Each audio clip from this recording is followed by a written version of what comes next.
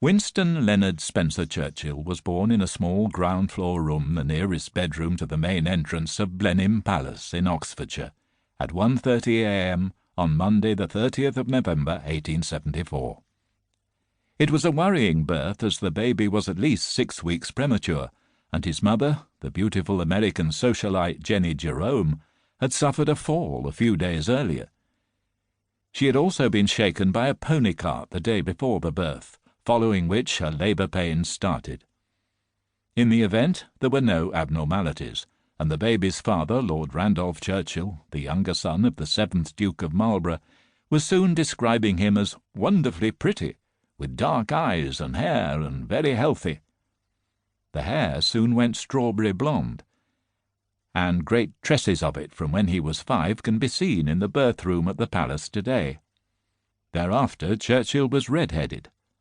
The name Winston recalled both Sir Winston Churchill, the child's ancestor who had fought for King Charles I in the English Civil War, and Lord Randolph's elder brother, who had died aged 4. Leonard honoured the baby's maternal grandfather, a risk-taking American financier and railway owner who had already made and lost 2 great fortunes on Wall Street. Spencer had been hyphenated with Churchill since 1817, the result of a marital alliance with the rich Spencer family of Althorpe, Northamptonshire, who at that time held the earldom of Sunderland and were later to become the Earls Spencer. Proud of his Spencer forebears, he signed himself Winston S. Churchill, and in 1942 told an American trade unionist that of course his real name was Spencer-Churchill, and it is in this way that he is described, for example, in court circulars when he goes to see the king. The child's paternal grandfather was John Winston Spencer Churchill, owner of Blenheim Palace, which has been described both as the English Versailles and as the greatest war memorial ever built. Named after the most glorious of the battles won by John Churchill, 1st Duke of Marlborough, in the War of the Spanish Succession in 1704, its magnificent structure, tapestries, busts, paintings, and furnishings commemorated a victory in a conflict that had saved Britain from domination by a European superpower, in this case the France of Louis XIV, a message that the young Winston did not fail to imbibe. "We have nothing to equal this," King George III admitted when he visited Blenheim Palace in 1786. "We shape our buildings," Winston Churchill was later to say, "and afterwards our buildings shape us."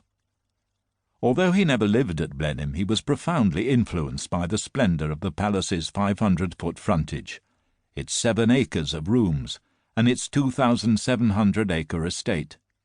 He absorbed its magnificence during the many holidays and weekends he stayed there with his cousins. The palace was, still is, pervaded with the spirit of the 1st Duke, the greatest soldier-statesman in British history, who, as Churchill was to describe him in his biography of his ancestor, was a duke in the days when dukes were dukes.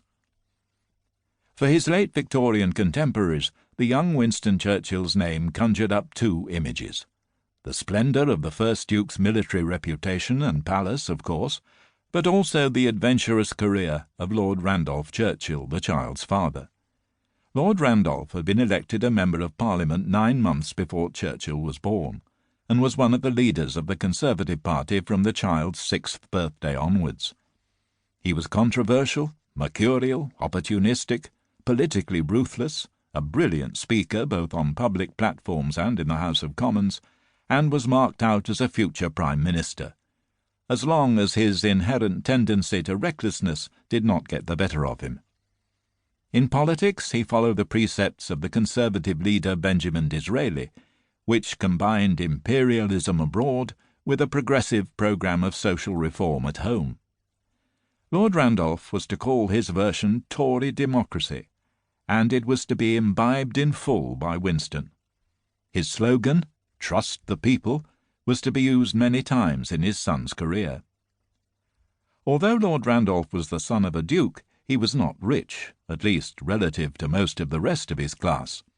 As an aristocratic younger son in the era of primogeniture, he could not expect to inherit much from his father, and although the father of his American wife Jenny Jerome had been enormously rich in the recent past, he was once nicknamed the King of New York. He had seen massive reverses in the American stock market crash of 1873. Nevertheless, Leonard Jerome still lived in a house that covered an entire block on Madison Avenue and 26th Street, and which boasted extensive stabling and a full-size theatre. He had owned the land where the Jerome Park Reservoir is today, founded the American Jockey Club, and co-owned the New York Times. By the time of Jenny's wedding the year after the crash, however, Jerome could settle only £2,000 per annum on his beautiful daughter, the Duke of Marlborough contributing £1,200 per annum for his son. Along with the leasehold on a house at 48 Charles Street in Mayfair, courtesy of Jerome, that ought to have been enough for the couple to live upon comfortably, had they not both been notorious spendthrifts.